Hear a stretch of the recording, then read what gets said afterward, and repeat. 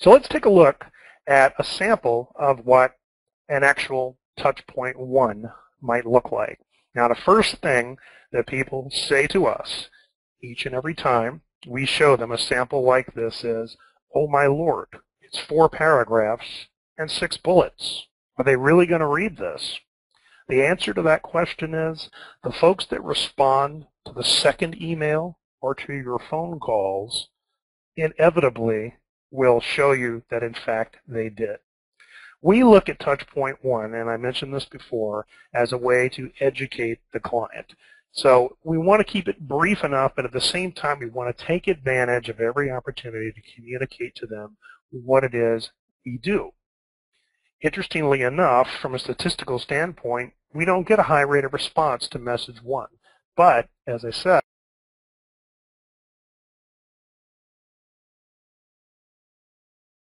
on message 2, or when we call and we communicate and we connect with them by voice, they often will refer to points that we mentioned in the first email that we didn't mention in the second one.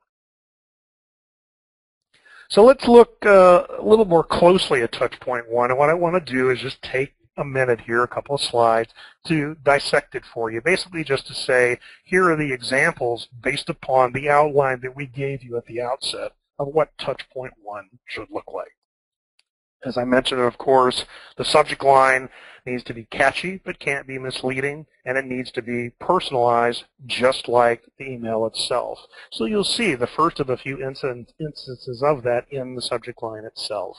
Now, Autotask, just so you know, is a company that offers a variety of software, cloud-based solutions, if you will, for managing a partner channel. And one of the big value propositions for them, of course, is taking all that data that small companies, value-added resellers, and so on have lying around, structured or unstructured spreadsheets and so on, and putting it into a meaningful dashboard where they can really run their business. So no more spreadsheets to run their business was a pretty catchy, pretty important subject line. As I mentioned, a presumptive statement. Now, in this case, we're talking about a company, not a consultancy. However, as I said, a presumptive statement, a statement that emphatically says, we're the best at what we do. Here is exactly what we do in a sentence, right? The elevator pitch, so to speak. You'll also note that this is one of the first examples of thanking them for their time. Now, if we move to the next slide, we'll see that we've gone beyond that basic open couple of paragraphs, the emphatic statement and the elevator pitch, and we have distilled into a few bullets, and these are brief bullets. That's why there's a few more of them than we might typically mention. And we call out what kind of pain points that we're able to address with this solution. Those things, just from a visual standpoint, and think about it in your own experience, when you're looking at an email or you're looking at a letter and you have bullets in the center of the message, what happens? Well, bullets, the reason they are effective apart from their brevity is because they're surrounded by white space. So not to get overly technical, but the eye is going to be drawn to lettering, words, bullets in a space that is easily readable, is essentially the reason that it's attracted there. We usually expand on the bullets a little bit. We iterate it with some supporting points. You can certainly, as I said, read through some of this at your leisure when the recording's available. But from here, we are basically looking to conclude the communication with another thanks and, as I said, a call to action. So on this next slide, you'll see what that call to action is. Basically, now's the time, Ken, to get better control over your company operations. Please contact me now, and we'll be happy to provide you with a personalized demo, et cetera, et cetera, et cetera. That's the call to action. Give us a call. Seems logical, doesn't it?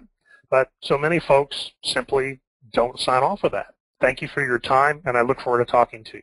Well, that's a great sign-off, but it's not a call. In this case, we're saying pick up the phone, hit reply, and let's find some time to talk with each other. Very important. And that is touch point 1. So I know we're getting a little short on time. I'm going to spend less time, obviously, talking about all these other touch points, but I think it's going to be pretty obvious now to most people on the call what it is that we're trying to accomplish here. So touch point 2.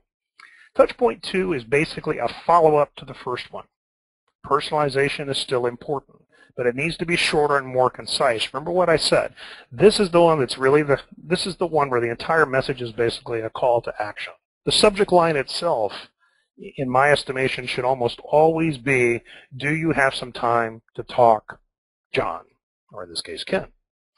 Remember we talked about 3 business days after that initial one. And the bullets, of course, need to be succinct.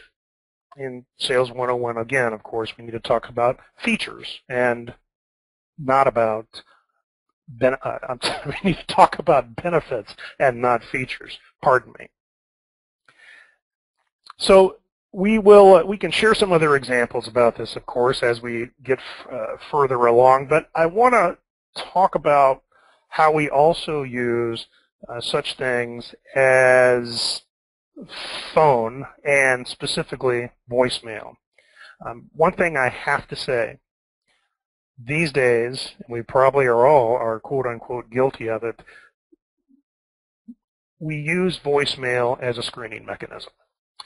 Statistically speaking, whereas once with enough attempts you got through to 1 of 5 people by voice, these days it could be as little as 1 out of 10.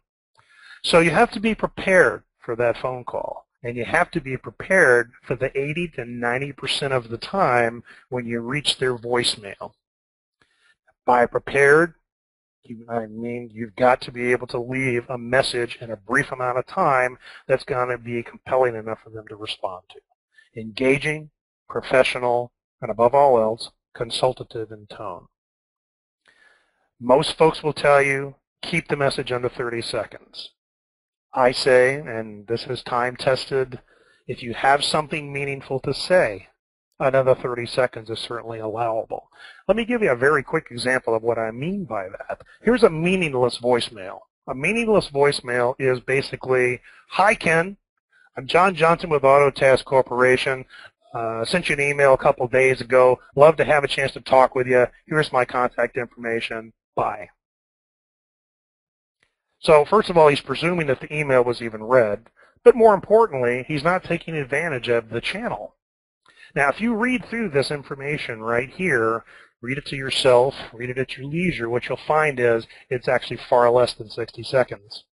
And where does he score where he didn't, where we didn't score on that prior example? I invited you to further explore with me Autotask web-based software solution to help you bill your services more efficiently. Sounds like a great idea, right?